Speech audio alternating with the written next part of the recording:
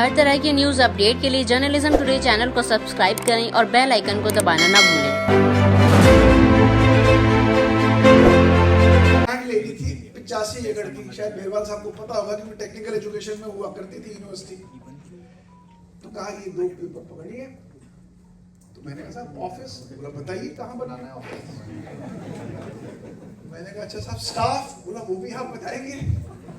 तो मुझे कुछ समझ में आया नहीं। तो मैं बाहर आया जब मीटिंग के बाद, तो मैंने कुलर साहब से कहा था ये समझ में नहीं आया। बोला देखो राज जी, हमें बताया गया था कि आपको वाइस चांसलर लगाना है, वो हमने लगा दिया। अब यूनिवर्सिटी कहाँ बनानी है, कैसे बनानी है, आप बताइए। तो एकदम से आपका सपना अब यहाँ थे और यहाँ पहुंच गए। आसमान से गिरा खजूर, हम तो खजूर में भी नहीं अटके। अब तो समझ में नहीं आ रहा था करें क्या।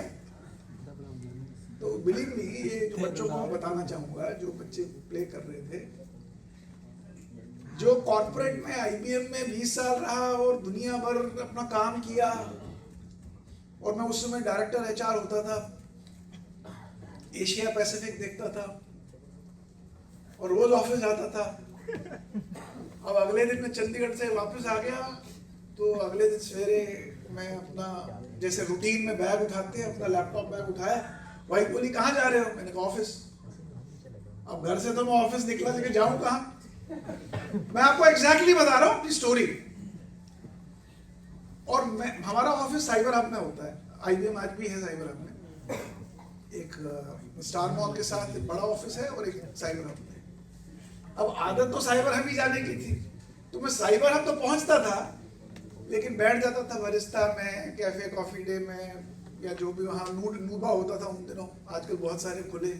मैं बैठ के अपना लैपटॉप खोल के अब लोगों को फोन करता था कि भाई किस किस को मेल लिखी जा सकती है, क्योंकि कॉर्पोरेट में तो ईमेल ही लिखी जाती है। आप बिलीव कीजिए, पहले 3 महीने मैंने कम से कम 100-150 ईमेल्स भेजी होंगी टेक्निकल एजुकेशन डिपार्टमेंट। उन दिन AK सिंह होते थे, पहले अनिल मलिक होते थे साहब, उतने में वो चले गए, और AK सिंह साहब उस समय एडिशनल चीफ सेक्रेटरी बन गए टेक्निकल एजुकेशन के।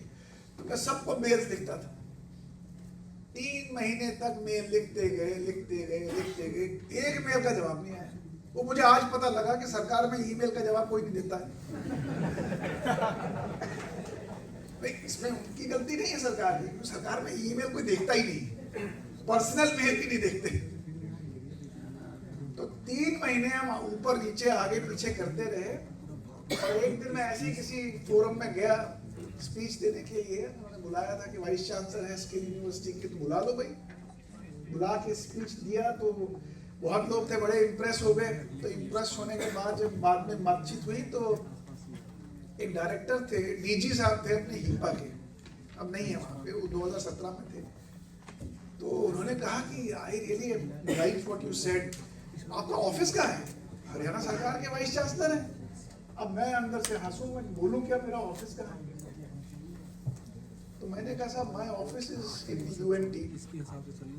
उन्हें लगा कि शायद IMT मानेसर के पास में ही कहीं UNT है। बोला इज इट नियर IMT, मैंने कहा no, and I smiled. Where is this UMP? I have not heard. मैंने कहा साहब under the mango tree. If you today go to Skill University in Palwal and you ask any employee, now there are 350 plus employees. If you ask any person there, what is UMT, they will tell you that it is under the mango tree, because after that, that gentleman invited me to HIPA building in Sector 18. Sir, I don't have office of your stature, but I have a room. If you want, you can stay and use that room. मैंने कहा नेकी और पूछ। मैंने कहा साहब बिल्कुल, at least मैं मुंबई में खर्चा करने की जगह कम से कम आपके ऑफिस में बैठ के चाय तो पी सकता हूँ। And I started my journey from that room. And फिर जब मुझे पता लगा कि ईमेल से काम नहीं चलेगा, मैं चंडीगढ़ भागता रहा, इधर उधर करता रहा, करते करते कुछ स्टाफ जोड़ दिया। अब मेरे पास तो एक कमरा था, इतना छोटा कमरा था that the other person can smell your socks, इतना छोटा रूम था। बट स्टार्ट हो गया। अब स्टाफ 8-10 लोग आ गए, और डीजी साहब परेशान, क्योंकि मैं उनके रूम में गया। मैंने कहा साहब 2-4-5 लोग और आ गए हैं। तो वो सोच रहा होगा यार उंगली पकड़ने को दी थी, गर्दन पकड़ने लगा ये। बट समहाउ उन्होंने एक स्टोर जो था जिसमें फर्नीचर पड़ा था, कबाड़, वो खुलवा के मुझे वो जगह दे दी, उसमें हमने सीटें लगाई। लेकिन वहाँ भी बड़ा ड्रामा हुआ। जब पहले 4-5 लोग थे तो उनके लिए तो सीट थी, जैसे 4 से 8 हो गए तो सीटें 4 ही थी। अब सवेरे सबसे पहले जो आता था वो बैठ जाता था, और अगर गलती से कोई वॉशरूम चला गया तो पीछे से दूसरा बैठ गया। So that is how we started making university. कभी मुझे मौका मिलेगा लिखने का, मैं ये जरूर लिखूंगा कि इंस्टीट्यूशन ऐसे नहीं बनते। और आपने जितना ब्यूटीफुल प्ले दिखाया अलीगढ़ मुस्लिम यूनिवर्सिटी का और जामिया का, ये ऐसे नहीं बनी। इसके पीछे कोई जज्बा होगा, कोई कमिटमेंट होगी, कोई पैशन होगा, कोई एनर्जी लगी होगी, और मुश्किलों को अपॉर्चुनिटी समझकर उन लोगों ने जिन्होंने उसको बनाया होगा वो वही जानते हैं वो किस जज्बे से उन्होंने बनाई। उन्होंने कंप्लेंट करके नहीं बनाई, उन्होंने कमिटमेंट करके बनाई होगी, बनानी है। तो मेरा मानना यह है, कोई संस्था बिना कमिटमेंट, बिना पैशन, बिना एनर्जी, बिना कोऑर्डिनेशन, बिना कोऑपरेशन के नहीं बन सकती। और मैं जानता हूं कि आपका संस्था इतनी अच्छी संस्था, ये और भी पता नहीं कितना आगे जा सकती है। शायद कल को अगर विजन हो, मेवात यूनिवर्सिटी बन सकती है। लेकिन वो दृष्टि रखना कोई बड़ी बात नहीं है। वो कहते हैं ना कि वो शाहरुख खान की बड़ी ब्यूटीफुल पिक्चर है, किसी बुक से उन्होंने उसको चुराया है उस डायलॉग को, अगर आपने देखी होगी, ओम शांति ओम, किसी को याद होगा?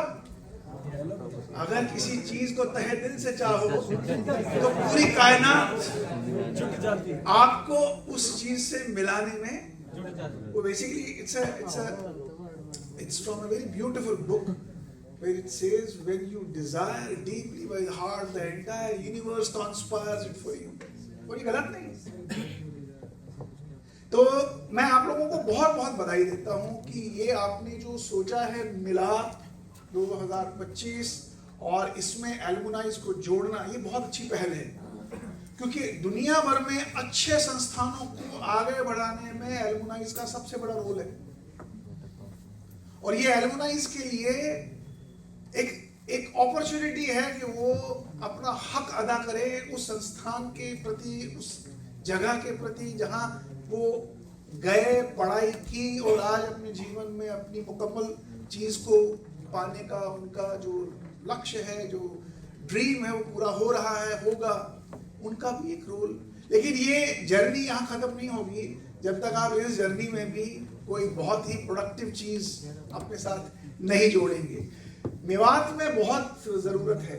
मेवात एक एस्पिरेशनल डिस्ट्रिक्ट भी है, हालांकि अच्छी परफॉर्मेंस करने की उसमें बड़ी सलाहियत भी है, लेकिन मेवात में बहुत सारी चैलेंजेस भी हैं। परंतु मेवात में बहुत सारी अपॉर्चुनिटीज भी आपके सामने हैं। सरकार की ओर से भी बहुत सारी कोशिशें की जा रही हैं। वहाँ पे आज सबसे बड़ी चुनौती वहाँ पे है अच्छी क्वालिटी ऑफ एजुकेशन बच्चों को देने की। वहाँ बच्चे स्कूल तो जाते होंगे, वहाँ बच्चे कॉलेज तो जाते होंगे, लेकिन जो क्वालिटी ऑफ आउटकम है उस एजुकेशन का, उस क्वालिटी ऑफ एजुकेशन को बढ़ाने की जरूरत है। इसलिए टीचिंग कम्युनिटी जितनी भी है उन्हें ये देखना चाहिए कि क्वालिटी ऑफ एजुकेशन कैसे बढ़ाई जा सके वहाँ पे। भले ही मुझे याद है हमारे, क्योंकि मैं जिस कम्युनिटी से बिलोंग करता हूँ वहाँ सिर्फ टीचर्स ज़्यादा होते थे। कश्मीरी पंडितों में सिर्फ केवल टीचर होते थे। उन्हें खाने को पैसा मिले ना मिले, लेकिन बच्चों को पढ़ाने के लिए वो अपनी जी जान लगा देते थे और उन्हें मास्टर जी ही बना, वो जीवन भर मास्टर जी रहते थे। उनके फटे पुराने कपड़े रहेंगे, लेकिन उनको बहुत ज्यादा दौलत एस्पायर नहीं करती थी। हम बोलते कश्मीर में एक बड़ा शब्द बड़ा फेमस है, वॉलंटरी पॉवर्टी। वॉलंटरी पॉवर्टी मतलब गुर्बत नहीं, मैं उतना ही लूंगा जितनी मेरी जरूरत है, लेकिन पढ़ाऊंगा क्योंकि पढ़ाना शौक है। तो इसलिए टीचर्स को कह रहा हूं मैं, तनख्वाह भले ही 1 महीने बाद मिल जाए, ठीक है, ऐसे गुजारा करना सीखो कि पढ़ाने की क्वालिटी में कोई कॉम्प्रोमाइज ना हो। बच्चों को जो आपके सामने है उनको समझो कि ऊपर वाले की कोई मेहरबानी है आप पर की हुई, जो आप पर नाजिल है। मतलब जब टीचर क्लास में जाता है तो एक ऊपर वाले की एक नेमत बन के तो जाता है, उस पर ही बहुत बड़ी जिम्मेवारी है जो वो कर